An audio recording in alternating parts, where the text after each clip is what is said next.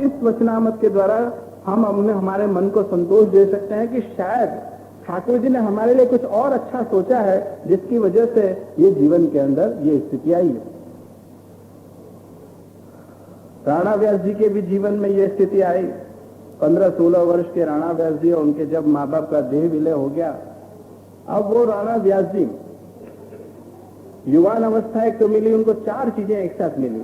सबसे पहली तो उनको युवान अवस्था मिल गई, दूसरी कि उनको अपने माँ बाप की संपत्ति मिल गई, तीसरी अब माँ बाप है नहीं तो सारी सत्ता उनके हाथ में आ गई, और चौथी वस्तु कि अभी तक उनको पूरा ज्ञान हुआ नहीं था और अधूरे ज्ञान से ही उनके अंदर ये 4 चीजें एक साथ इकट्ठी हो गई।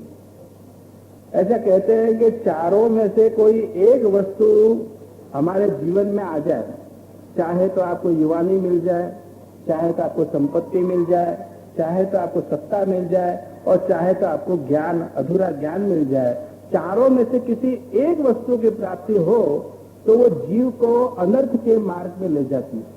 आप देख लो, चारों में से कोई एक भी, शायद आपके जीवन में भी ऐसे कई लोग मिले होंगे कि जिनको चारों में से कोई एक वस्तु की प्राप्ति होने से उसके जीवन का गाड़ा बिगड़ गया और जीवन में अव्यवस्था हो गई। लेकिन यहाँ तो राणा व्यास जी को तो एक साथ चारों के चारों चीजें मिल रही।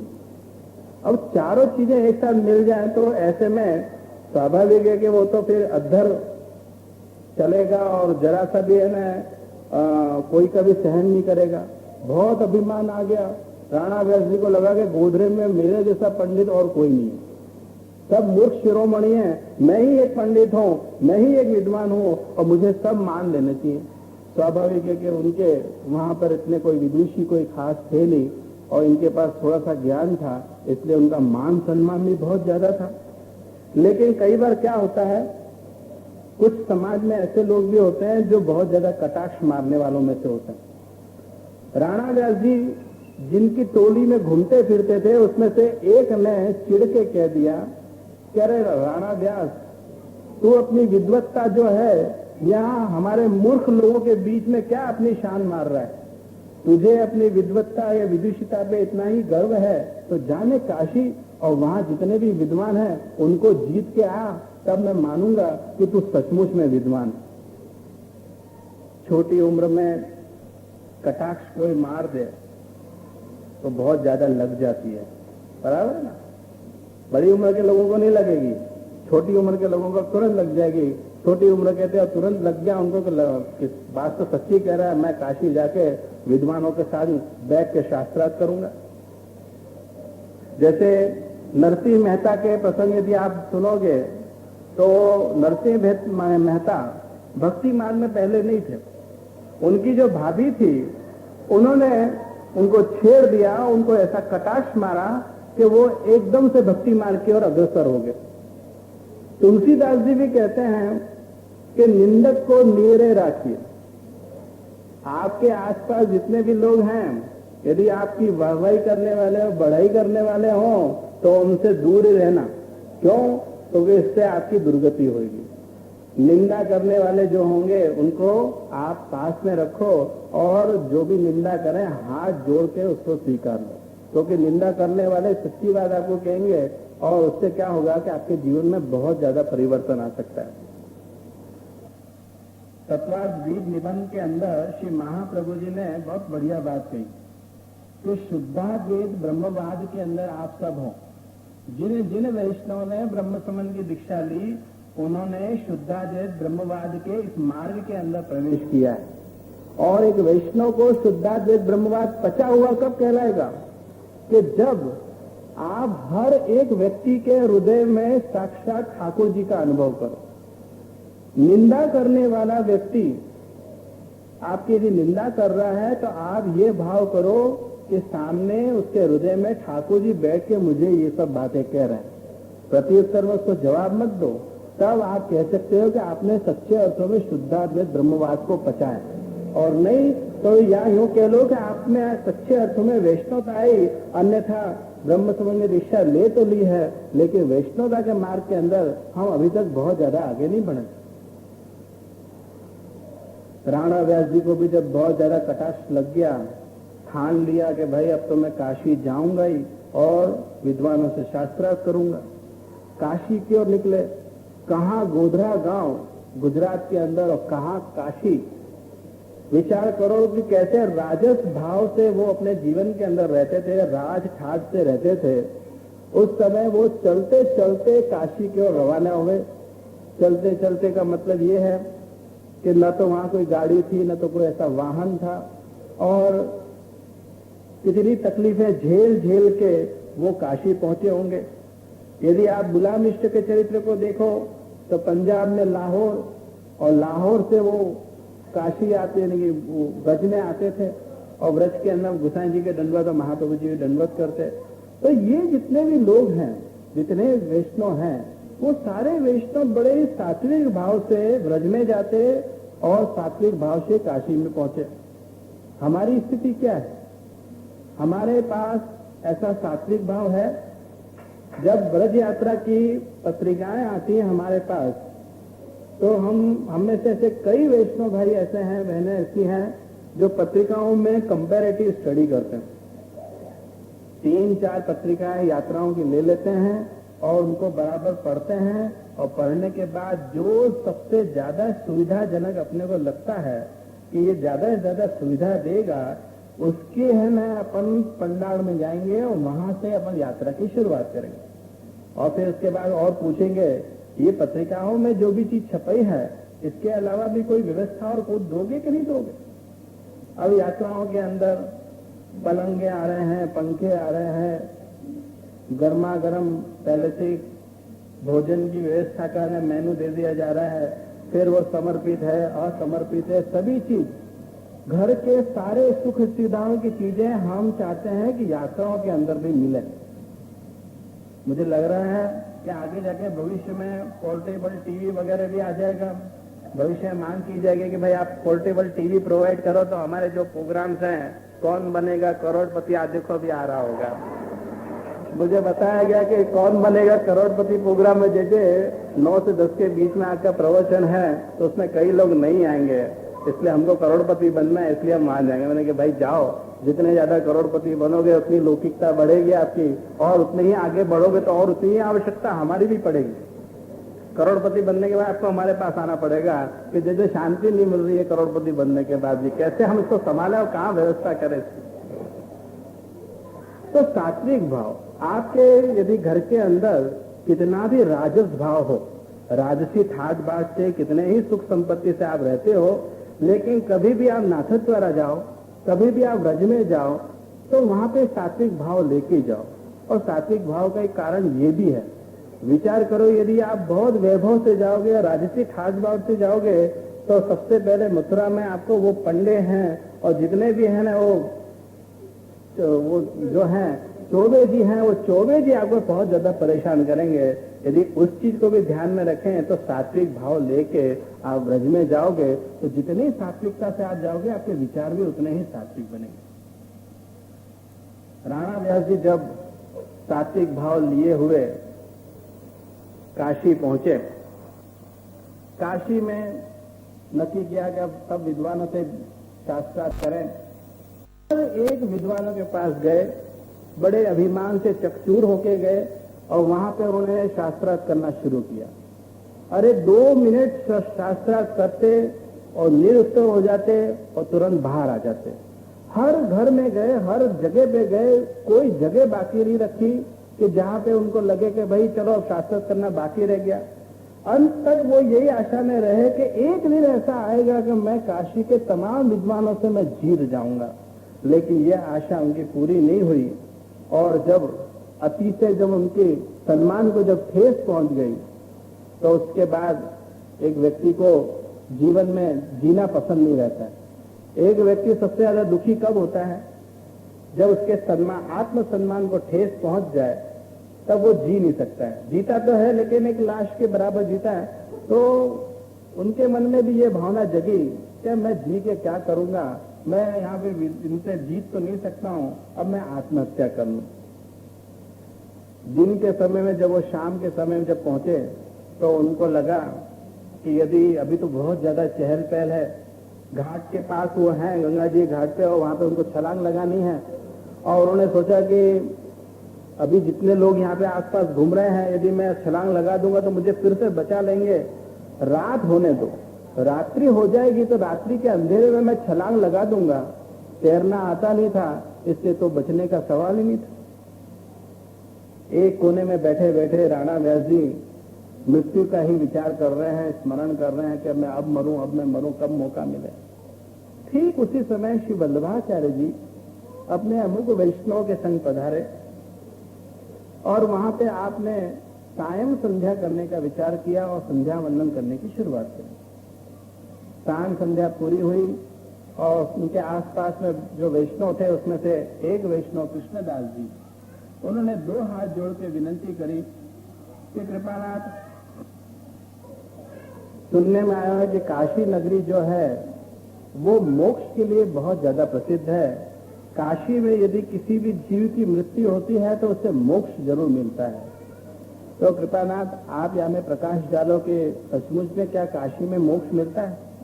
जैसे सूरत का जमन और काशी का मरण बहुत ज्यादा प्रख्यात है, पर हमको तो मोक्ष की आवश्यकता है नहीं, इसलिए ये विचार भी अपन छोड़ देते हैं, क्योंकि काशी जाके क्या करेंगे, हमको तो मोक्ष से भी बढ़ के स्वरूपानंद की प्राप्ति करनी है, नित्य लीला की प्राप्ति करनी है। लेकिन राणा व्यास जी मोक्ष के लिए विचार करना है, क्यों? क्योंकि वो अभी तक वैष्णव नहीं बने।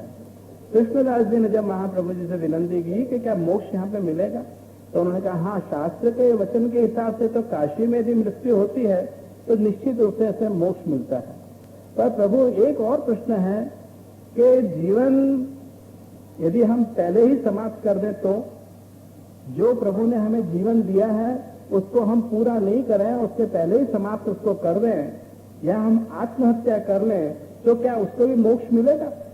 तब श्री महाप्रभु जी ने समझाया कि अरे भाई, जन्म और मरण दोनों चीजें जो हैं प्रभु की इच्छा के ऊपर है। जन्म जैसे हमारे हाथ में नहीं है, उसी तरह जो मरण है यदि वो भी हमारे असल में हाथ में नहीं है। और ठाकुर जी ने जब तक हमें इस भूतल पे जीवित रखने के लिए व्यवस्था करी है, तब तक हमें वैसी ही जिंदगी जी के हमको बतानी है, चाहे कितनी भी विपरीत परिस्थितियां हमारे जीवन में आ जाएं, चाहे कितनी भी विषम परिस्थितियां हमारे जीवन में आ जाएं, लेकिन प्रभु ने हमें जितना जीवन दिया है वो जीवन पूरा करके ही, जब स्वाभाविक रूप से जब प्रभु आत्मा को खींच लेंगे, तभी वो जो सहज मरण है वही मरण स्वीकार है और उसके द्वारा ही मोक्ष मिलता है।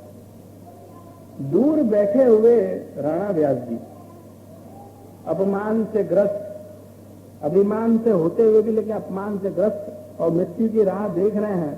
उनको देखो कि मृत्यु के समय में कैसा अमृत योग मिल रहा है। एक व्यक्ति मरने का सोच रहा है, दूसरी ओर ये वचनामत हो रहे हैं। महाप्रभु जी ने कह दिया कि जो भी व्यक्ति इस तरह से आत्महत्या करके अपने जीवन को समाप्त कर देता है तो उसके जीव को कभी भी शांति नहीं मिलती है। और तुम मोक्ष की क्या बात कर रहे हो? मोक्ष तो छोड़ो, बहुत दूर की बात है, उसे स्वर्ग की प्राप्ति भी नहीं होगी और साथ साथ में उसे अगले 7 जन्म लेने पड़ेंगे और 7 जन्म के अंदर भी उसे आत्मक्लेश करके, आत्महत्या करके उसको अपना जीवन समाप्त करना पड़ेगा। तो आत्महत्या को श्री वल्लभाचार्य जी ने इस तरह से शास्त्र वचन के हिसाब से बताया कि इस तरह से 7 जन्म लेके आत्महत्या उसको करनी पड़ेगी और जीवन पूरा करना पड़ेगा। राणा व्यास जी ने जब ये बात सुनी तो मरने वाले को जैसे एक जीने का एक प्रकाश मिल गया। उनको लगा कि ये वल्लभाचार्य जी के अपन शरण में जाएं और उन्होंने नक्की किया कि अब मैं आत्महत्या नहीं करूंगा और श्री महाप्रभु जी के शरण में गए। महाप्रभु जी से विनंती करी कि कृपानाथ मुझको शरण में लो। देखो अंतिम समय में उनकी विचारधारा कितनी बदल दी। कई बार ऐसा होता है कि भगवत नाम से भी कई बार अपने जीवन में परिवर्तन आ जाता है। हम भागवत जी को इतना श्रवण क्यों कर रहे हैं? शायद हो सकता है कि इतने सारे 18,000 श्लोकों के अंदर जो प्रभु के इतने सारे नाम हैं, उनमें से कोई एक नाम भी ऐसा लग जाए उसके द्वारा हमारा बेड़ा पार हो सकता है। अजामिल के प्रसंग के अंदर यदि आप देखो तो अजामिल बड़ा ही दुष्ट था, अनेक पाप से ग्रस्त था, लेकिन अजामिल ने अंतिम समय में केवल अपने पुत्र को बुलाया, नारायण और नारायण कहकर 2 बार आवाज दी। प्रभु कितने कृपालु, उनको लगा कि ये मुझे बुला रहा है और उसका उद्धार हो गया। तो ये जैसे राणा व्यास जी के जीवन के अंदर भी एक ऐसा परिवर्तन आया और उसके द्वारा राणा व्यास जी श्री महाप्रभु जी के शरण में गए। महाप्रभु जी से विनती करी कि आप मुझे शरण में लो। महाप्रभु जी ने कहा कि तू है कौन? तो उन्होंने बताया कि कृपानाथ मैं ऐसे ऐसे शास्त्रार्थ करने आया था, अभिमान में चकचूर होकर आया था और मैं अब जीना नहीं चाहता हूं, मेरे अभिमान को बहुत ज्यादा ठेस पहुंची है। श्री महाप्रभु जी ने उसके माथे पे हस्त रख दिया और कह दिया कि ले मैं तुझे आशीर्वाद दे रहा हूं, कल जाना सुबह सुबह और जितने जितने विदुषियों से तो परास्त हो गया है ना, फिर से जाके तो उनसे शास्त्रार्थ कर, फिर से शास्त्र करेगा, निश्चित रूप से तेरी विजय होगी। लेकिन केवल एक शर्त ये रहेगी कि तू यदि विजय तेरी हो जाए तो कभी भी उस पर तू अभिमान मत करना। यदि तुझे अभिमान आया तो तू शास्त्र में कभी भी विजय हासिल नहीं कर पाएगा। जब ऐसा अभय आशीर्वाद जब महाप्रभु जी का मिल गया एक वैष्णव को, दूसरे दिन फिर से वो शास्त्रार्थ करने के लिए विद्वानों के घर पे पहुंच गए। विद्वान सब हंसने लग गए, कह रहे तो 2 दिन पहले आया था और 2 ही क्षण के अंदर तो तू निरुत्तर होकर चला गया था, अब फिर से क्या शास्त्रार्थ करने तो आया? राणा व्यास जी ने कहा कि ये सब बात छोड़ो कि कौन विजय होगी और कौन हारेगा, आप मेरे पहले प्रश्नों के जवाब दो। शास्त्रार्थ करना शुरू किया। राणा व्यास जी शास्त्रार्थ करते चले गए और अनेक विद्वानों के उनको निरुत्तर करते चले गए। पूरी काशी नगरी में तमाम जितने भी विदुषी थे उन सब के ऊपर विजय पताका हो गई और विजय हासिल करके वो सोचे हैं कि ये जो भी विजय मुझे हुई है वो मैं श्री महाप्रभु जी के चरणों में समर्पित कर दूं। देखो ठाकुर जी का उत्कर्ष, श्री महाप्रभु जी का उत्कर्ष, श्री यमुना जी का उत्कर्ष स्वयं प्रकट नहीं करते हैं, वो अपने जीवों के द्वारा, जीवों के माध्यम से अपना उत्कर्ष प्रकट करते हैं। यमुनाष्टक के अंदर भी आप बोलते हो कि यया चरण पद्मजा मुरली को प्रियम भाव का समागमन को भव सकल सिद्धिदा से, सकल सिद्धियों की प्राप्ति श्री यमुना जी के द्वारा होती है, श्री महाप्रभु जी के द्वारा होती है। तो ये जो सारे जो उत्कर्ष हैं वो अपने जीवों के द्वारा, अपने वैष्णव के द्वारा पूरे संसार में प्रकट करते हैं। तो ये जो उत्कर्ष है जब प्रकट होता है तब संसार को ये सोचना चाहिए कि जब उनका सेवक, उनका वैष्णव इतना विद्वान है तो वो स्वयं कितने विद्वान होंगे, कितने प्रकाशी होंगे, तेजस्वी होंगे।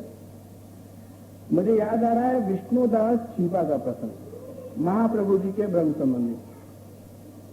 शास्त्र का ज्ञान श्री महाप्रभु जी की अनुकंपा से हुआ। श्री गुसाई जी की हवेली में वृद्ध अवस्था में विष्णुदास छीपा दंडवत करने के लिए आए। श्री गुसाई जी से विनती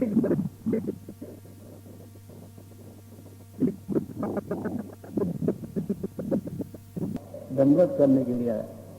श्री गुसाई जी से विनती करी कि कृपानाथ थोड़े दिन मैं रुकना चाहूं।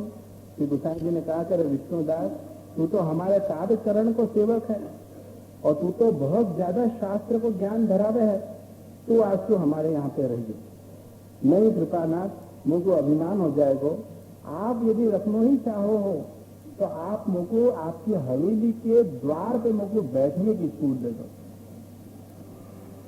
गुसाई जी ने आज्ञा दे दी कि ठीक है तू द्वार पे बैठ जाना। अब वो विष्णुदास हवेली के द्वार पे बैठ गए। नित्य बैठते जितने जितने ब्राह्मण शास्त्रार्थ करने की चर्चा करने के लिए गुसाई जी के पास आते, विष्णुदास जी कहते कि अरे पहले तुम मेरे संग तो चर्चा कर लो, पहले तुम मेरे संग चर्चा करके मुझको निरुत्तर कर दोगे, वाकई बात तुम गुसाई जी के पास जाओ और उनको श्रम दो, वो तो सेवा में अभी। विष्णुदास छीपा उनके संग शास्त्रार्थ करते और जितने जितने ब्राह्मण आते और शास्त्रार्थ में निरुत्तर हो जाते तो वो द्वार से ही चले जाते। उनको ये लगता है कि अरे जब एक का द्वारपाल ही इतना विदुषी है तो उनके पास जाके हम क्या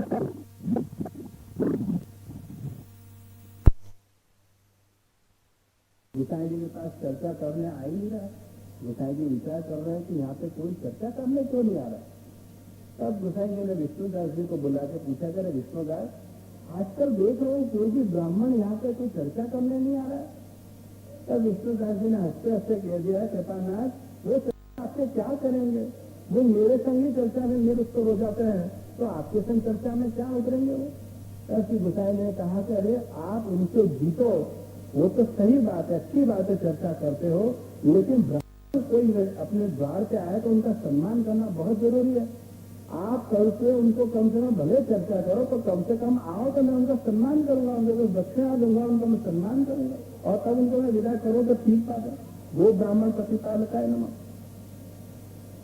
तो ये जो है विष्णुदास सीता के जो गोसाई जी के माध्यम से, श्री महाप्रभु जी के माध्यम से उनका जो स्पर्श जो हुआ, जो है वो केवल अपने स्वरूप के द्वारा, अपने मुख के द्वारा अपना उत्कर्ष कभी प्रकट नहीं करते हैं, वो माध्यम के द्वारा प्रकट करते हैं। यहाँ पे महाप्रभु जी का भी उत्कर्ष पूरी काशी नगरी में करना था, राणा व्यास जी को निमित्त बनाया और उनको विजयी हासिल कराई। श्री महाप्रभु चरणों में आके दंडवत प्रणाम करें। तो वैसे भी अपने आप मार्ग के अंदर के पहले हम कोई भी सत्संग करते हैं, वचनामत करते हैं, तो उनके स्वरूप का स्मरण करते हैं। क्यों स्मरण किया जाता है? पहले के क्रम में सर्वोत्तम स्तोत्र के पाठ किए जाते थे, और पाठ करके सत्संग किया जाता था, और पाठ करके ही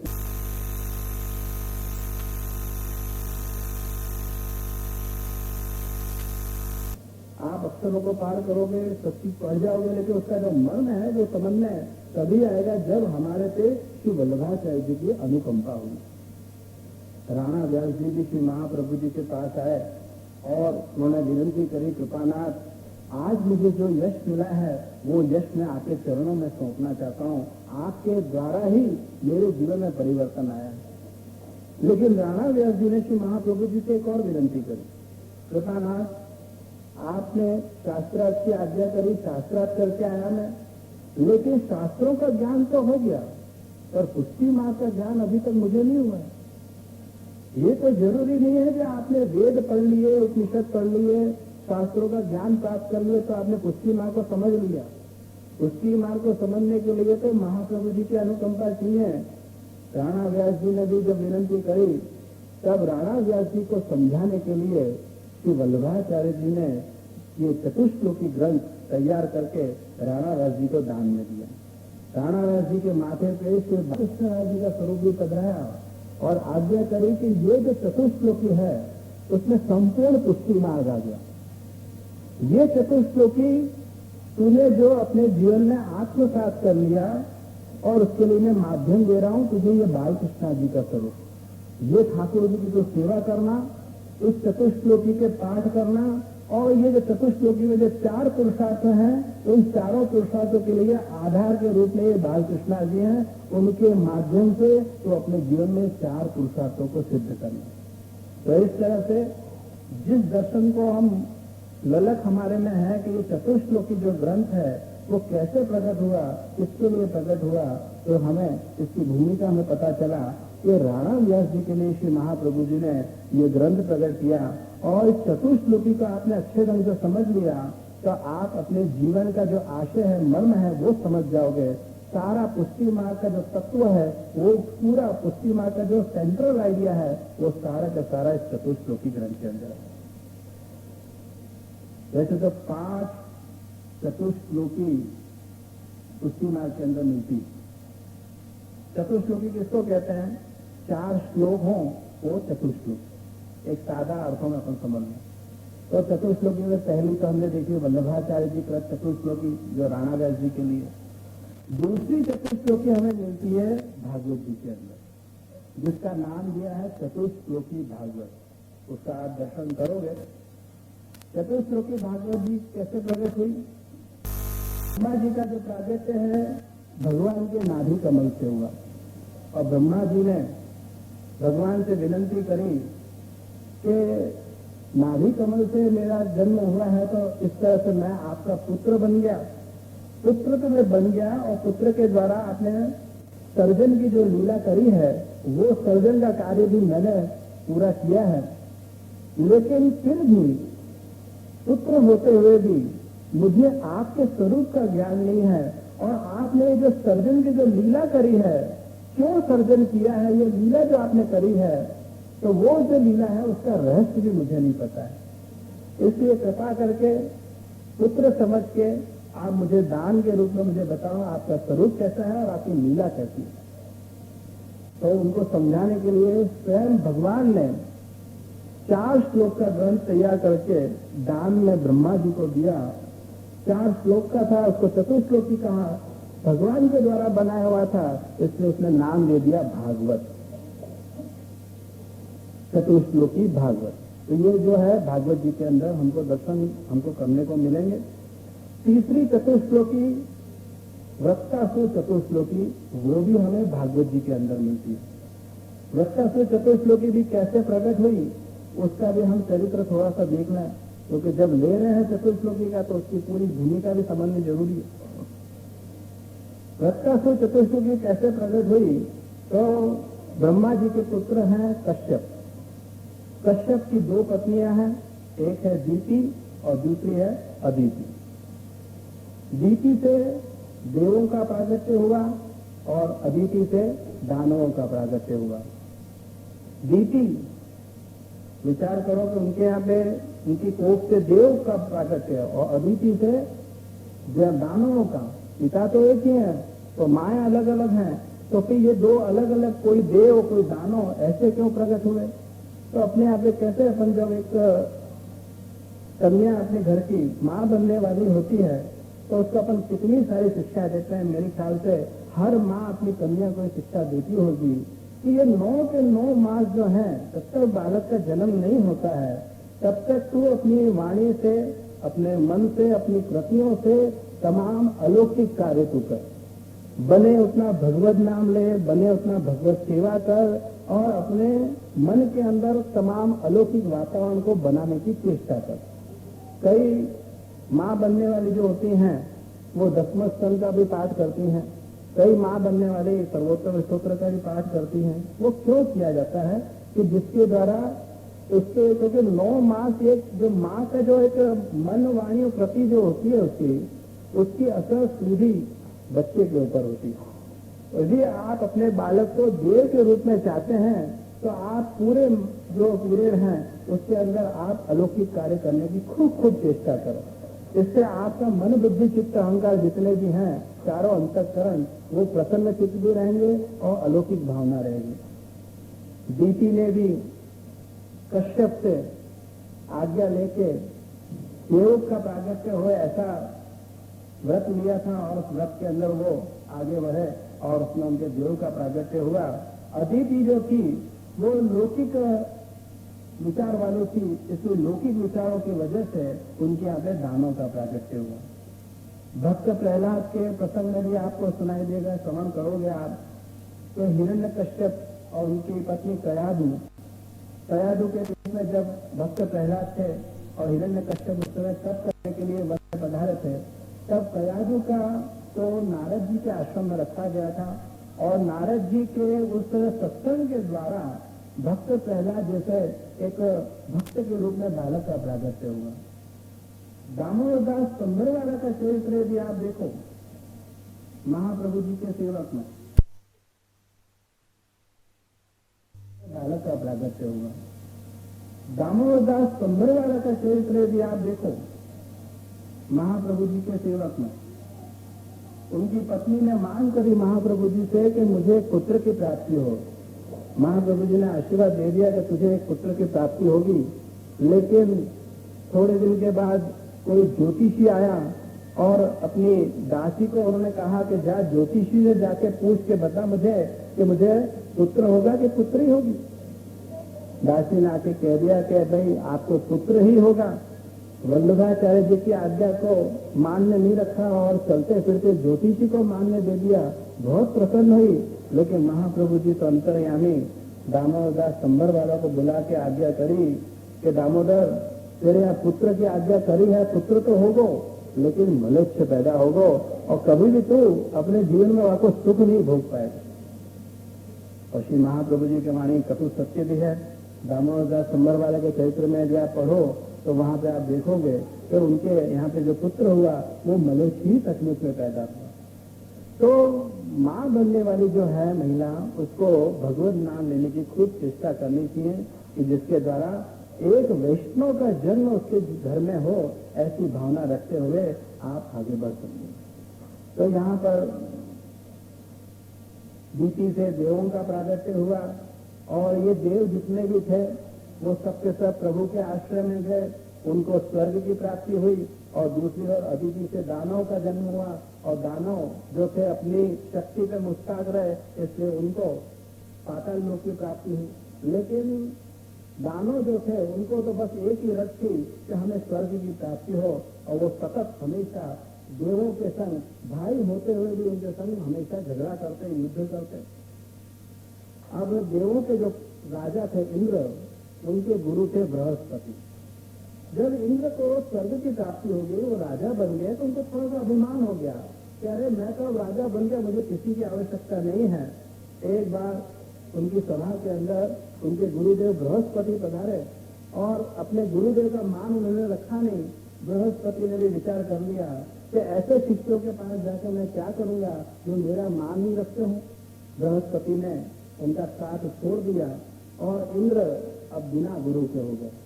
अब बिना गुरु के जैसे हुए तो दानवों ने विचार किया कि बिना गुरु के हो गया, मार्गदर्शन दे